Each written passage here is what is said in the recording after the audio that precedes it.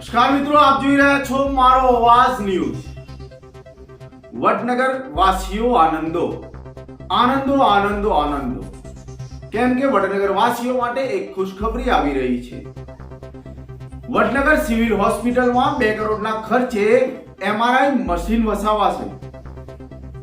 Vadnagar GMERS hospital medical college હોવા છતાં અત્યાર સુધી એમઆરઆઈ મશીન વસાવાયું નથી, જેને લઈને દર્દીઓ ખાનગી દવાખાનામાં એમઆરઆઈ કરાવવા માટે મજબૂર બન્યા। ત્યારે આ સમસ્યાનો ઉકેલ લાવવા સિવિલ સર્જન દ્વારા રૂપિયા 2 કરોડના ખર્ચે સિવિલમાં એમઆરઆઈ મશીન ખરીદવાની દરખાસ્ત કરાઈ છે।